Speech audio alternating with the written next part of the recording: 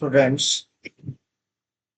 Hello students, आज हम लोग बात करेंगे features of non formal education और फीचर्स ऑफ अनफॉर्मल एजुकेशन, अनौपचारिक शिक्षा की विशेषताएं। अनौपचारिक शिक्षा ऐसे शिक्षा होती है जो प्रॉपर सिलेबस के अकॉर्डिंग नहीं दी जाती, अर्थात इसमें ना कोई कुरिकुलम होता है और ना ही कोई प्रॉपर स्कूलिंग होती। मतलब अनौपचारिक शिक्षा कहीं भी दी जा सकती है और व्यक्ति कहीं से भी यह प्राप्त करता है।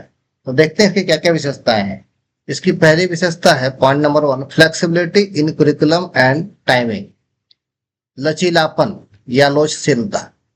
इसमें कोई कुरिकुलम डिसाइडेड नहीं होता और कोई टाइमिंग भी फिक्स नहीं होता। ये किसी भी समय, किसी भी स्थान पर, किसी भी आयु के व्यक्ति द्वारा, किसी भी आयु के व्यक्ति को किसी भी प्रकार से सिखाया जा सकता है। इसमें किसी प्रकार की सीमा नहीं। Point number 2, learners centred approach, शिक्षार्थी केंद्रित दृष्टिकोण। अनौपचारिक शिक्षा ऐसी होती है जो विद्यार्थी या शिक्षार्थी को ध्यान में रखकर डिजाइन की जाती है। यह शिक्षा ऐसी पद्धति है जो छात्र की रुचि, गति, संदर्भ, इन बातों पर ध्यान में रखकर उसे सिखाया जाता है। जिस छात्र को जिस प्रकार की रुचि होगी, जिस प्रकार का उसका इंटरेस्ट होगा, उसी प्रकार के इंटरेस्ट के अकॉर्डिंग उसे चीजों को सिखाया जाएगा। पॉइंट नंबर 3, वॉलंटरी पार्टिसिपेशन, स्वेच्छा से सीखना। इसमें छात्र को किसी प्रकार का प्रेशर नहीं दिया जाता। छात्र स्वेच्छा से इस चीज को सीखने के लिए आनंदित होकर सीखता है और उसमें अपनी रुचि दिखाता है और अपने रुचि के अनुसार ही विषय को चुन सकता है। Point number 4, practical and skill based, व्यवहारिक और कौशल आधारित शिक्षा।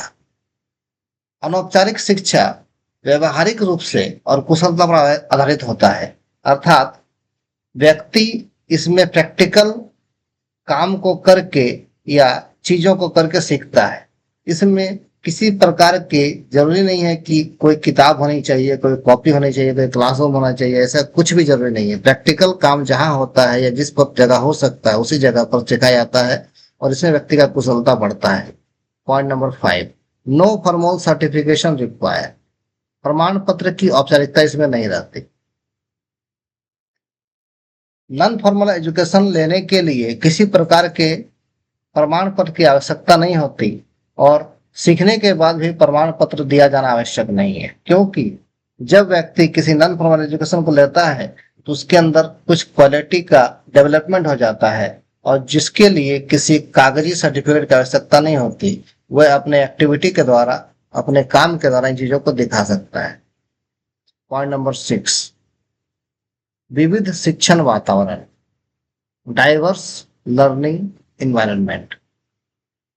ऐसा जरूरी नहीं है कि नॉन फॉर्मल एजुकेशन स्कूल के अंदर दिया जा सके। ये स्कूल के अंदर भी हो सकता है, स्कूल के बाहर भी हो सकता है, ये फील्ड में भी हो सकता है, ये प्लेग्राउंड में भी हो सकता है, ये डांस स्टेज पर भी हो सकता है, ये ड्रामा स्टेज पर भी हो सकता है, कहीं पर भी हो सकता है। किसी भी जगह पर नॉन फॉर्मल एजुकेशन दिया जा सकता है। Point number 7, inclusive and accessible, समावेशी और सुलभ शिक्षा। नॉन फॉर्मल एजुकेशन ऐसा होता है जो समाज की जरूरतों, आर्थिक आवश्यकताओं और शैक्षणिक पृष्ठभूमि के आधार पर तैयार की जाती है। जब समाज को जिन चीजों की आवश्यकता होगी, स्टूडेंट को उसी प्रकार की शिक्षा दी जाती है। उदाहरण के लिए अभी डिजिटल एजुकेशन का जमाना चल रहा है, इसलिए स्टूडेंट की कुशलता को बढ़ाने के लिए उसे कंप्यूटर से संबंधित चीजों को सिखाया जाता है। लेकिन बात करें आज से 50 साल पहले, तो ऐसी कोई आवश्यकता नहीं थी। साथ ही आर्थिक विकास के लिए भी इसका अहम भूमिका है। Point number 8, participatory and interactive, सहभागितात्मक और अंतरक्रियात्मक।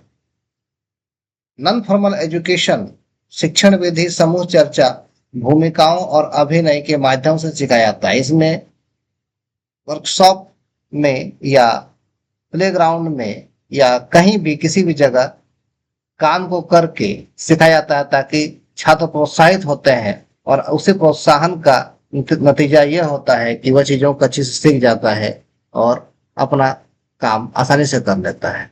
इस वीडियो में इतना ही। Thanks for watching.